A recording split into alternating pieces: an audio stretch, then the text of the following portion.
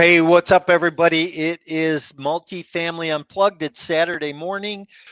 This past year might have been a little bit slower for you, might not have got done what you wanted to, but with the market continuing to change and look like we're going to go into an upswing, you might want to start thinking about doing things a little bit differently. And if I can help you with any of that, don't hesitate to reach out. Hey, if you're new to the show, welcome. Glad that you're here this morning. We're here every Saturday morning and bring a great guest. This morning, I got a twist for you, which will be very interesting. So buckle up. You're going to enjoy this one for sure. Um, but if you're on social media, follow us, like us, love us. We're always trying to bring you some information, some golden nuggets that are going to help you scale your business, grow your business. If you're on YouTube watching us this morning, subscribe because we are always, again, bringing out good content. And over on the Facebook side, join our community at Multifamily Unplugged, where you're going to hear about live events, webinars coming up, information that's just going to help your business grow. So whatever I can do for you to help you scale to the next level, don't hesitate to let me know. Hey, my guest this morning, Joel Friedland with Brit Properties in Chicago. He's in the industrial side of CRE. So we're going to have a little twist about things this morning. Let me bring Joel in for you. Hey, good morning. Mike Morawski, it is so nice to see you. How are you? Good to meet finally. Yeah, ditto. Hey, we were talking a little bit before the show, but I'm in Southern California where the sun is shining and the weather is beautiful, and you don't miss too many days of 72 degrees. What's it like in Chicago today? Well, it's sunny, but 42, which is not acceptable. I like double that. I like 84. Yeah. Do you ever get out of Chicago in the winter? I'm leaving tomorrow for Florida for a month. Oh, nice. Good for you. Where do you Yeah, go in Florida? we're heading to Sarasota, a place called Longboat Key, right off of the Gulf. Okay. Okay. Yeah. Well, I'm not going to impose on you to drive by my properties down there and take a look at them for me. So I promise I won't ask. Oh, it's all right. I'm happy to do it. Hey, so I always kick the show off. I ask one question of all my guests, and then we wind up in some rabbit hole. But I always want to know, in one word, Joel, what best describes you personally and professionally? Relationships. Mm. God, what a great segue into today, I think. So, why relationships? So I have learned that it's not what you know, it's who you know. Mm, And it's also how well you know each other. Those are the two elements to me of a relationship: is knowing people that share your values, really important, and also the depth of the relationships, how much you care about each other and are curious about each other. So just to give you just a quick little background, I've been in industrial real estate, owning manufacturing type buildings, small ones, for about 42 years. And I've got 200 investors and I've got 24 tenants. And I know everybody personally. And one of my habits, Mike, is to make sure that I talk to at least 3 to 5 of my people every single day, whether in person or by phone. yeah, interesting. I think it's really important to build relationships with people, and I do a little coaching and training for multifamily investors, and that's the first thing I always teach people is you've got to build solid relationships, whether it's with brokers, whether it's with your tenant, whether it's with investors, but that's how you build your business. So I think that's great though. Awesome. And hey, I'm honored to have you on this morning. I mean, I've been in the business 30 years. I've seen your name around, heard your name around. We run in a lot of the same circles and really haven't had an opportunity to meet. So I'm looking forward to building a relationship. So Ditto. I've been on, I don't have my own podcast, but I love watching podcasts. And I really enjoy yours. And I also have been on a number of other podcasts. And you know what's great about them is when somebody who's a host asks questions, it forces me to think through what I really care about. mm, And so I know these things go in a direction that the host wants them to go, but as a guest, one of the things that I believe is really beneficial to anyone who watches it, and to me personally, I can't speak for you, is to talk about something that no one's ever heard before, um, and or that very few people have heard before, Yeah. and start relationships with people who want to know more. So that's what's fun to me. Yeah, awesome. And we're going to talk about some stuff that I don't normally talk about. This is Multifamily Unplugged. We're going to take a little twist this morning and talk about a couple things that will be new to people. So, buckle up, like I said. So, hey, do this. Talk a little bit about your background, over the years, what you've done, how you got into, what you're doing today, and what Brit Properties is all about. So as you know, I went to the University of Michigan, which is why I love your logo, because it's got two M's and they're maize and blue. So you've got the perfect logo. That's number one. After graduating from Love that. Michigan, I went to work for a family, a very wealthy family in Chicago that owned 80 industrial buildings. I found them through a friend, and they hired me to be a property manager and a leasing agent. And I was mentored there by these two amazing older guys. One was 5 years older than I am, and the other one was 10 years older. And then the father of the one that was 10 years older was also a mentor to me. Their last name was Podolsky, and the most Good Polish wonderful name. people. Huh? Good Polish name, Yeah, just like me. yeah, they're without a doubt the most incredible teachers, and they brought me in and took me under their wing like I was a family member, and they taught me the business. Let me give you a funny story about multifamily versus industrial.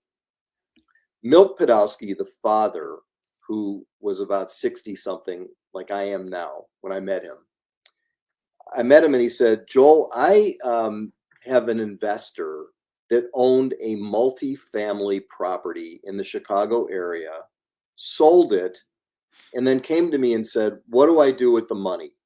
It was about $20 million. Hmm. And he said, well, I do industrial. And how many tenants did you have in your multifamily property? And she said, I don't know, 400, whatever it was at the time. He said, well, how about this? I'm going to have you invest with me in a deal where there's one tenant, same amount of money, instead of 400 tenants, one tenant. And the woman said, that would be great. So they bought a building at 131st Street in Alsip. And since you're from Chicago, that's the way south side over by the Right. Calumet River. And guess what? It was 1981. Business sucked. Interest rates were very close to 20%. And they had built this building on a speculative basis. And the woman came in and invested all of her money. And it sat vacant for 3.5 years, which means instead of getting, at the time, there was a 10 cap on a deal like that. So instead of getting $2 million a year, she lost the opportunity cost of $2 million a year and had to pay the taxes, insurance, maintenance, and utilities. So Milt owned a small percentage of it, and this other investor owned the majority of it. And then they had a few other syndicated investors that had pieces. And the Podolskis said to me, we're losing $3 million a year on this thing. You go find us a tenant.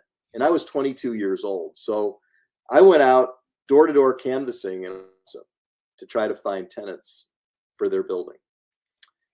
What I learned from this is that industrial is riskier than multifamily because you're putting more money in with one tenant. Sometimes there's a multi-tenant building. There might be 2 or 3 or 10 tenants, but it's not the same thing as having units that might be worth $200,000 each. It's a $20 million building. And these people were just so miserable. They were losing money every day. And I got lucky. I found a tenant. I found Uniroyal Tires. No At kidding. the time, I don't even think they're around anymore, but they wanted to put a big tire warehouse in 330,000 square feet. And they did. We had to give them a year of free rent in order to entice them to come in. And then the rent was low. 330,000 square feet at the time should have been $3 a foot triple net. and instead we got $1.95. Times were tough. So industrial is a riskier business when times are bad than what you do. But at the same time, the cap rates are higher, so the yield's higher, and it's a lot less of a hassle in terms of management. Yeah. You know, that's kind of the same story I tell people about single family versus multifamily, right? I own 200 single family homes. I had 200 roofs, 200 furnaces, 200 hot water heaters, but I can own a 200 unit building and have 4 or 5 roofs, 4 or 5 hot water heaters, boilers, you know. So I get that. I understand that. I hope people really dig into that and, you know, find the economies of scale that work best for you. Yeah, I love the industrial business primarily because it's all I know. You know, people are funny. They say, I love what I do. Well, what else have you done? Oh, nothing. So, so I've been doing the same thing. The Chicago market has 16,000 industrial buildings, 1.5 billion square feet.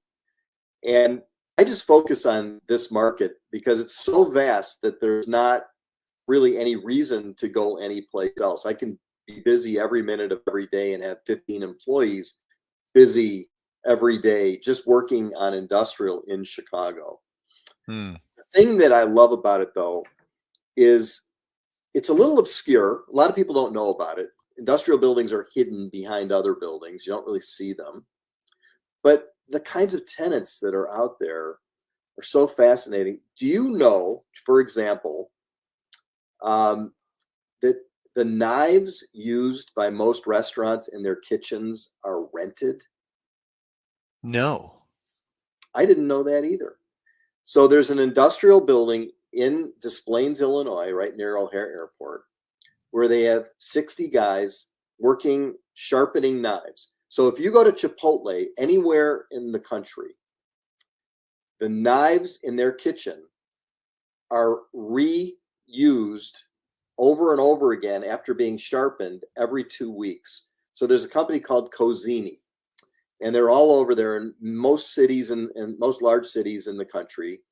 And so if you go to a Morton Steakhouse, their kitchen has Cozini rented knives. And so every 2 weeks, these guys have routes. They have a little van and they pick up the dull knives and they deliver identically suited, the same knives, except sharp. They bring back the dull ones to the warehouse where these guys sit there sharpening these knives. And you can only sharpen knives, I believe, 9 or 10 times before they get so thin that you have to throw them away. And then they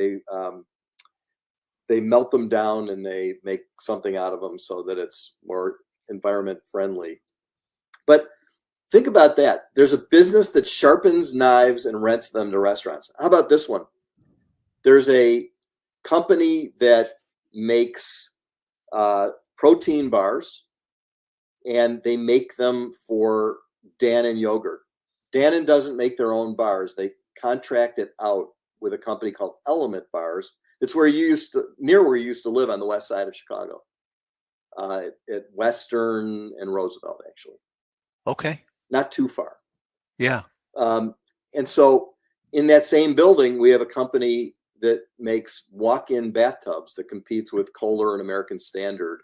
So if you're one of these people who has to walk into the tub and you can't step over the side of the tub because of maybe some sort of a disability, this guy came over here from Latvia when he was a young child and not speaking any English. He learned the language and he started this business, and it's fantastic. You should see these. These are the most beautiful tubs. They have gorgeous lights and they have the sprayers. What do you call those things? That are built in. The body sprayers. Yeah, inside. Okay. You know, like propulsion, so that you get it hits wherever you want it to hit if you've got sore muscles or whatever. So those are the kinds of tenants that occupy the kinds of buildings we buy. And I have to say I love that. And here's what's interesting. The other night we were out, I was out at a little networking event. We were out on a boat in Newport Harbor, not to make you jealous or anything, um, but I always wonder, what does that guy do, and what does that guy do? And you see these big houses or these big boats, and you go, what do they do for a living? I've always been curious about other businesses and what people do. And somebody said, "Oh, that guy owns Duraflame," Right. right? Here's a business where a guy made billions of dollars off a fireplace log, and nobody's ever competed against him, Yeah. which is just fascinates me. But We have companies here that make and distribute medical products. There's a company called Medline. There's a company that distributes packaging products. It's called Uline. All you need to do is have what you do or what your name, how your name is spelled, and add the word line, and then you become a billionaire. yeah. That's how it works. Well, what happened to Friedland? Oh yeah, that would be a great idea. Yeah, that's what So these guys do. They're in all different businesses, and one guy made jewelry and became a large supplier to Target. So if you went to the jewelry counter at Target and you bought the jewelry there instead of at a fancy jewelry store, he went diving somewhere on a vacation, and when he was down there, he found some really cool stones that could be made into jewelry, and he brought them back, and he had an idea, give it to a jewelry designer, and he had these things made, and he went selling them, and they actually sold out. So he went back and got a lot more stones, and eventually created a multi-million dollar business called Sunstone. And then he sold the business a number of years later. He was in a building in Morton Grove, 100,000 square feet, and he had about 120 employees working at assembly tables. interesting. Yeah, So do you just own your buildings and take care of all the maintenance and issues, or are your tenants triple net tenants? they're triple net, Okay. and as you know from our previous conversations, I I do deals all cash primarily with no debt. Yeah, which is And an interesting. So explain that model to people, because that might have gone over some people's heads. yeah, so real estate is a leverage business for the most part. It's where you buy a house, let's say, and you spend a half a million on a house, and you borrow 400,000, and you have $100,000 down payment. So your equity is 100,000, and your mortgage is 400,000. If we compare that to what I do, our buildings cost more. Our average building is about 3 million. So in the case I mentioned with the house, that would be an 80% loan to value. So on a $3 million deal, it would be 2.4 million of debt and 600,000 of equity. That would be the down payment. And what I've been doing the last few years is primarily buying buildings with no mortgage, where if it's a $3 million building, we actually pay the 3 million in cash and we don't get a mortgage. And a lot of people think, Mike, that I'm an idiot because they say, wait a minute, real estate's a leverage business. Right. But at my age and at my stage with a lot of experience for 40 years, my investor group, I've got 200 investors, and they're mostly wealthy people, doctors, lawyers, business owners, retired people who sold their business. They're into preservation of capital. And my idea was there's nobody else doing all cash deals with no debt. Maybe there's a market for it. But beyond that, I emotionally can't take the risk of owning a building. Remember, I told you about Milt Podolsky with the Right. 330,000 foot building vacant for 3.5 years. Right. They had a mortgage on it, and it nearly took them down. So I stay away from mortgages to the best of my ability. We did a $13 million acquisition about a month ago. We bought 3 buildings where they make fruit juice concentrate, a company called Tampico. It's actually very popular in Southern California. They're all over the world. They're in 50 countries. Yep. And they make this goop. It's goop. It's like if you were to pick it up, it's like this, and they put it in containers, and then they send it around the world where it's mixed with water in bottles. And It was a $13 million deal, 3 buildings on the Chicago River at Belmont and Western. Oh, sure. Yeah. Great area. Where Riverview used to be. Directly across the street from where Riverview used to be, where Lane Tech High School is. And we're old enough to remember that. Yes. I went there as a kid once. Me too. Scared the crap out of me. That thing that falls down really fast. I forgot what it was called. The Bobs or the Shoots or something. Yeah. My dad took me there. I was traumatized by the roller coasters. I was 6. And they were wooden back then. Remember they that? Were wooden. That really dates us. So that is right across the street where that was located, which is now high schools and a public park on the river. We are just across Belmont from that on the river with 1,200 feet of frontage, which I believe one day our industrial buildings will be turned into condos.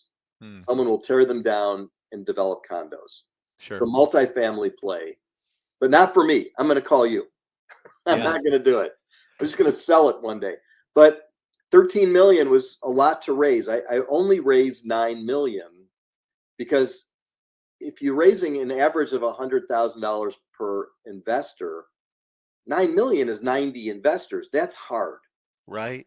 And to get 130 investors to do it all cash is really hard. I can easily raise money from my group for a $4 million or a $3 million or a $2 million building, but I've never done a 13 million. So I borrowed 4 million. And if you look at 4 million as to 13 million of value, it's 30% loan to value. And that is the most that I will ever do in my future and now. Interesting. Hey, would you hang on 1 second? Yeah. So we have said that, real estate's a leveraged business. Isn't your IRR or your return to your investors higher with debt on the property than it is when you're all cash? Significantly higher. The difference between the way that most people operate in real estate and the way that we do is there is a magnifying effect of having the leverage. So if you buy a property for $1 million and you sell it for 2 million and it's all cash, your profit is just $1 million. And to get that, we usually have to keep it for 7 years or whatever, because we look at it, our average annual returns have been around 14%. But think about this, because our average cash flow is around 10% over a 10-year period on an all cash deal.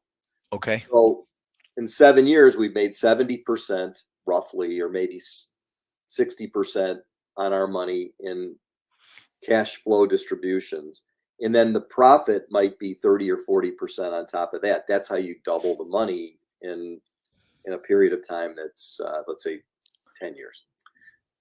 If you go out and you borrow 70%, then the profit, which is the 30 or 40%, is magnified. And instead of 30 or 40 on your equity, it's maybe 120%. So the IRR, or the average annual return with leverage, is likely in a successful deal to bring you to an 18 to 20% return, as opposed to the 14 that we shoot for.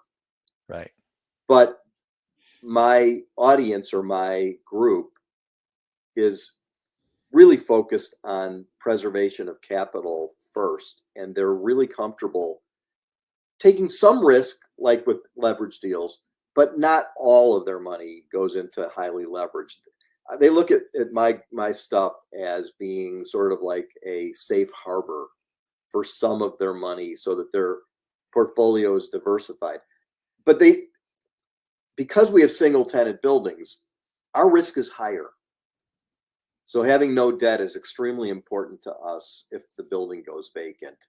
Whereas if you have 100 houses, just to pick a round number, and you lose 4 or 5 tenants, you don't get slammed with, I'm not going to be able to survive this. Right. Because 95% of your homes are occupied and performing. we're either 100% occupied or 100% vacant with single tenant buildings. Right, exactly, exactly. So, I have another kind of a follow-up question, just kind of unpacking some of what you said. But, that story you told between multifamily and industrial when you went to work for Milt, um, y- you know, why did you, with knowing that pressure on a single tenant building, knowing that pressure in the industrial space, why did you stay in that space? Obviously, there's some passion or some love that you have for it that caused you to stay in that space. Yeah. So first of all, I was a broker when I worked for Milt, and I mainly worked for his son Steve, who's also just the most incredible real estate guy, wonderful person. I loved working for them. So part of it was I really liked working for Steve Podolsky. That was maybe the main thing. And Milt was entertaining. Steve was sort of the serious make good decisions guy, and his dad was let's go. so so it was entertaining having Milt, and it was educational having Steve. But working for them, it was the relationship. I loved working for them. And the deeper I got into it, the more entrenched I got with industrial brokers and industrial owners. And as an industrial broker today, if you started out as an industrial broker, you'd make probably 50,000 your first year, 100,000 your second year in commissions take home. And by the third year, if you're really good, you're 300 or 400 or $500,000. And the guys that I've trained who've worked for me over the years, whether at Podolsky or at a later company that I started, I've got about 20 guys out there that I've trained who all make seven figures. And they can't do that in residential. They can only do, because an industrial deal, if you sign a 400,000 square foot lease as a tenant, the rent today is $4 million a year. So a 10-year lease is a $40 million lease. So if I'm a broker and I bring a tenant to a landlord for an industrial building that's that size, it's 40 million, and the commission is about $1.6 million or $1.8 million. So that's one deal. Industrial is unbelievable because it's big, right? It's big. Yeah. And once you're entrenched in the relationships, it's a system, it's a group. There's a group called the Society of Industrial and Office Realtors. There's several thousand members around the world. And it's hard to get the designation. You have to do a certain amount of volume of business. But I went to the conference. It was in Chicago this year in October. And I'd say there were 1,000 people there, and nobody makes less than $500,000 a year. Nobody. So there's 1,000 people all making $500,000 on average. The young guys maybe 250, and the older experienced guys probably 2 to 3, 4 million a year. So Yeah. it's a great business. And I found a little niche of buying stuff like you buy homes. I buy little industrial buildings. They're only 20,000 feet, so they're only worth 2 or 3 million. It's as opposed to a 400,000 square foot building, which is probably somewhere in the neighborhood of 50 million to own it. That's way over my head. Yeah, right, I right. let the pension funds do that. Well, let me share a story with you that's kind of in this, in this space, and this might be something you want to think about because maybe it helps you and your investors maybe make a little bit more money. So our mutual friend Carl Moose, who everybody may remember him from, him and I started this show together, 3 years ago. But he's in the solar business. And Yeah. Carl came to me about 6 months ago and said, "Hey, I have an idea." Yeah. He said, "Why don't we go buy a warehouse or an industrial building? Let's put solar on it. Triple net lease back to the tenant, and we become now the power company, and we sell that electric or power back to the tenant, and it increases the return that the investor is going to see on that property." And so we actually we've started to walk down this road and look for deals. We actually had an offer in on a deal in a building out in Woodstock, and we couldn't come to terms on the lease. We could come to terms on today's lease, but the tenant didn't want to, future increases in lease terms and length of terms. But have you looked at doing any of that at Yeah. all or thought about it? Yeah, we started with I have relationships, and that's what I do. I have an investor who's a seven-figure investor with me, who's been with me for a long time, and he and his partner are in the solar business. Mm, So I am locked and loaded with those guys. If there's anything that I do with this, we own so much real estate together, and we're so close. We have lunch every couple months together. We talk maybe once a week. I know when his kids are sick. He knows when I have a grandson who's born. I mean, the relationship is that solid, and it's exactly what he does. His name is Ira Holtzman, and they're in the lighting business also. It's called Crown Commercial Lighting, and he's got a partner, and his partner is also an investor of mine. So, it's sort of like I'll scratch your back if you scratch mine. I do everything with them. So I love that you guys are doing that, but I am solid on that commitment to those guys for that business. But you're right, it's a fabulous thing to be able to do. Industrial is the greatest. Chicago's not as good as some other places because we don't have as many sunny days. right. You guys have more out there in California, and Colorado's better, and Utah's better. So it works here, but it's not like people are clamoring to do it here. Well, here's where one of the, some of the biggest impact is it's in the credits, right? Yes. You get credit back from ComEd, you get state credit, federal credits.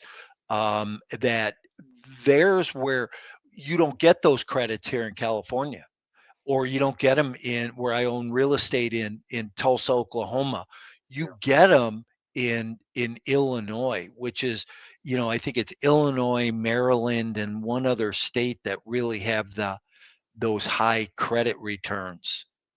Yeah, I think it's great. And when I have a new tenant, Ira was funny. We have a building in a place it's right next to Rosemont, and we were meeting with a potential tenant who hadn't moved in the building. We bought it vacant and filled it up. And he comes to the meeting as the co-landlord because we're investors together. And he says to the tenant is a guy who owns about, I think, 14 restaurants called the Rosebud Restaurants. I don't know. Sure. Yeah. So his name is Mr. Dana. So Ira says to him, "Hey, listen, if you're going to be the tenant and we're the owner, we should do the solar on the roof." And Alex Dana says, "Maybe." It's a hard sell because they're not thinking about that. They're really thinking about, how do I build my business, stay in business, make a profit, not lose my employees, not lose my customers. So you really need somebody who takes charge of that project and does it for you. But then you've got to get, as an owner or a landlord, to agree to do it. And one of the big problems is that when you put it on the roof, because roofing systems here need so much maintenance, that there's the question of, does it interfere with your ability to repair and eventually replace the roof? It's like when you have so many HVAC units on the roof, because most of them are rooftop, Right. it becomes a more complicated roof. So there's a lot of issues, but it's great. I'm not saying it's not great, but I'm so committed to Ira and to Billy and his partner Billy that if they're watching this, hey guys, remember, I'm sure they either have or can run the numbers for you, and it's I look at it. I think it's a great opportunity, especially alternative to what I'm doing. And I'm like you, right? I'm focused on multifamily. I like market rate multifamily, and I look at it as maybe a little side hustle, but I love it. I think it's yeah. great. Yeah, so it's interesting. Hey, so let's talk markets for a little bit. Yeah. We all know 2023 hasn't been the greatest market to buy real estate in. What's your experience been, and where do you see the markets going over the next 12, 24 months? So industrial has remained really good through this year. There's been no downturn in industrial. There has been in office because people don't have to go to work anymore. But industrial, you have to come to work because the stuff in the back of the warehouse, it's not just an office, it's a warehouse or a manufacturing building, which requires people, forklift truck drivers, assembly people, packaging people. And two things have made industrial really strong. One, the internet, every time a store goes out of business, an internet company gets a warehouse because now you're ordering from those companies online as opposed to getting in your car and driving to Bed Bath and Beyond. So as Bed Bath and Beyond went out, a bunch of companies that sell the products that used to be in that store, you can go directly to that company and order online and not leave your house. So that's been great for industrial. And over COVID, it got even better. The second thing that's been great for industrial is there's a really difficult problem going on with China and the United States from a geopolitical standpoint. We're at odds with them right now. They talk about Xi, the President Xi, and Biden, and it's a cold relationship. Stuff used to be made overseas because they could make it for 1/3 or 1/2 the price because labor's cheaper and everything's cheaper in China. So they would build, they would do the manufacturing there and then ship it here. And it would save companies a fortune and their margins were better. Now companies are coming back. It's called onshoring or reshoring, where what they used to do overseas, they now need to do locally because remember the supply chain, you couldn't get toilet paper, Right. and a whole bunch of other products, you couldn't get anything. They Right. need to make it here so that they're not at the mercy of some company in some country that's thousands and thousands of miles away. So they're occupying more industrial buildings with manufacturing and distribution. So our rents have gone up in the past 4 years by somewhere between 60 and 100%. That's like that's 15 to 20% rental rate growth. Yeah. So you it's really been too good. Yeah, that's interesting because when you look at companies like Amazon, and I told you before we got started this morning, I was working on a project in Tulsa, and Amazon in Tulsa just built their third distribution warehouse. So I understand that, and from an economic standpoint of looking at markets, that industrial piece is a piece that keeps that job growth and happening and the income happening. Industrial is the backbone of our country, really of the world. Everything is made in an industrial building. I can point out to you your headset. Who makes it? Do you know? I don't offhand, Okay, no. so let's say like a microphone, a Shure microphone. Right. It has about 70 components in it, and so Shure has a place where they put them all together. But they order every single piece from some industrial building somewhere where they make the individual parts. Same Mm-hmm. thing with your clothing, same thing with your furniture, same thing with everything we eat, refrigerators, uh, the cups, the glasses, the Warby Parker, everything, the TV remote, everything's industrial. It's all made in industrial buildings, and that's not going to stop. So industrial's just been booming. I am worried that it's been overbuilt. Remember the story of Milt and the lady who Yep. So these huge big boxes defined these days as over 200,000 square feet. They're building too many of them. Too many people started all at the same time with pension fund money. And now there's going to be 10 million square feet built in the next 12 months here. I don't know if it'll all fill up, but it doesn't bother us financially very much because our buildings are little and they're closer to O'Hare and they're in the city. And those you cannot replace because to tear one down and build a new one makes no sense. So these Class B and Class C, older, smaller buildings, there's a niche for them. And companies looking for them to buy can't find them because the vacancy rate in some markets is 0. Yeah. It's nuts. Yeah, it's interesting. What are you working on these days? So if you ever seen one of those posts at a university or a parking garage or a hospital, it's like an emergency phone on a post. It's got like a blue light. So like if some bad actors chasing after a college student on campus, there's this phone. It's an emergency phone, and the company is called Talkaphone that makes most of those. Hmm. And they're in a 27,000-foot building in Niles, Illinois. And believe it or not, I used to own the building with a group of investors and sold it to Talkaphone in 2007. And the owner recently died, and his family wants to sell the building, and we're going to probably buy it back. So I'm looking to buy that $2.7 million building with Talkaphone as a tenant. It's going to give us an 8% return for 4 years and then a 9% return after that. And it's a really nice company. It's owned by a private equity group. And so I've got to syndicate that. I'm going to do it in increments of 50,000 each, and hopefully close that by maybe late January. Okay, interesting. Good for you. So, so if people are interested in this type of a passive investment, they could reach out to you about that. Sure. Yeah, we are very careful as to who we bring in, Yep.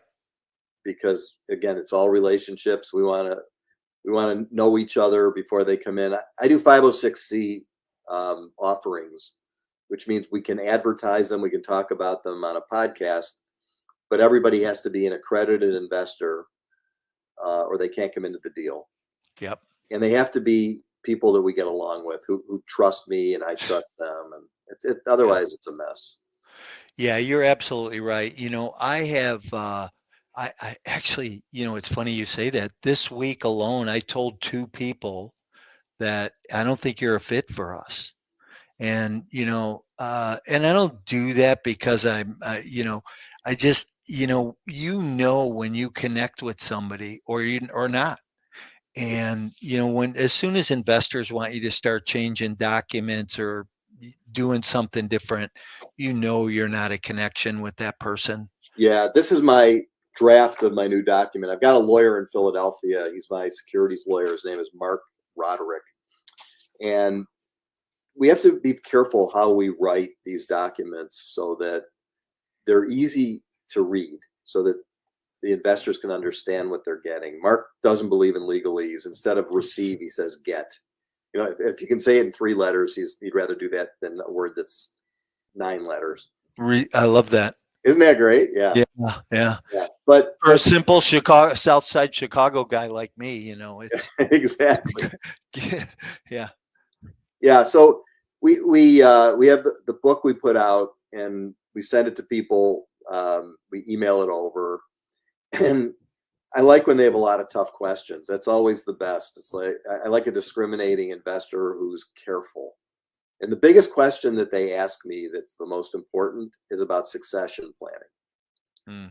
Because you and I are, I'm a little older than you, I'm assuming, but when I get hit by a truck or I get cancer or whatever, they want to know that somebody's standing in line on the bench, next to the bench, ready to take over. And so people say, well, what happens if something happens to you? I know you.